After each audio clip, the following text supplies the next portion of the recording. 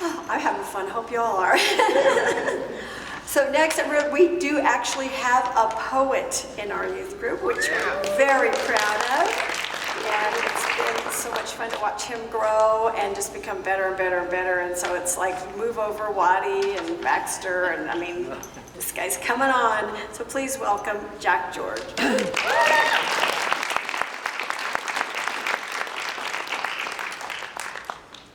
Well, do we have any Western movie fans in the audience? I figured there'd be a good amount.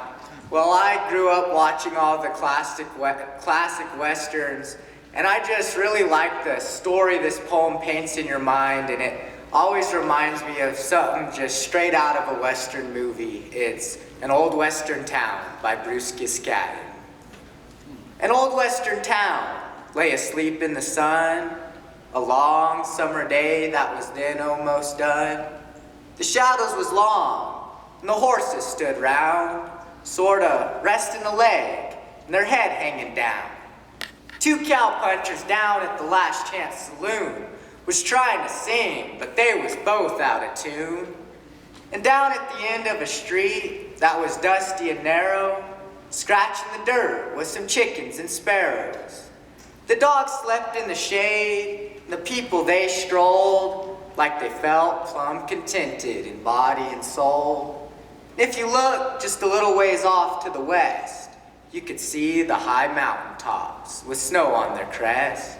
The shadows of the clouds rolled over the flats, and it sure made a right pretty picture at that.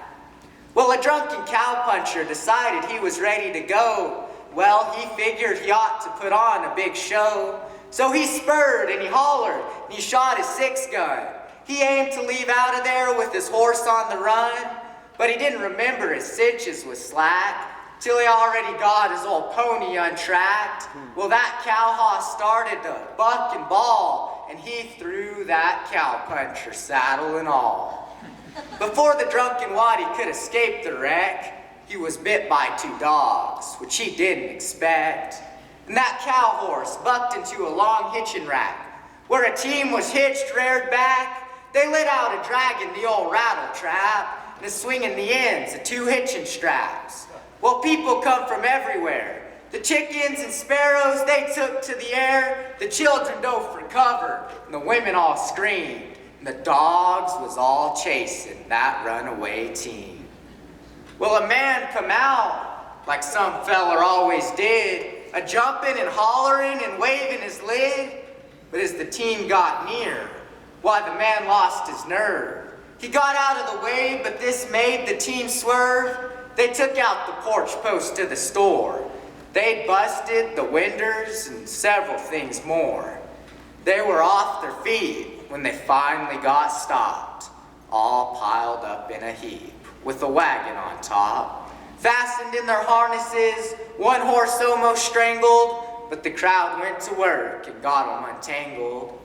But just as they started to take them away, well, the store man come out with plenty to say. His place had been wrecked, but what made it worse still was the man with the team owed the store man a bill. And he threatened to take it all out of his hide. He sure wasn't bluffing, he got in and tried. But the citizens that was present, they reckoned the store man had come off a mighty poor second. Well, the town marshal showed up with his badge and his gun, just in time for a drink when the whole thing was done.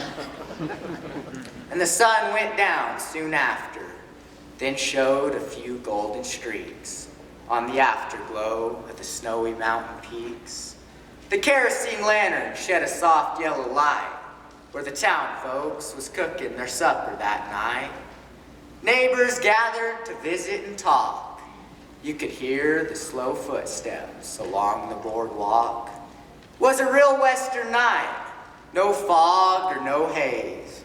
The stars hung in clusters, how bright they did blaze.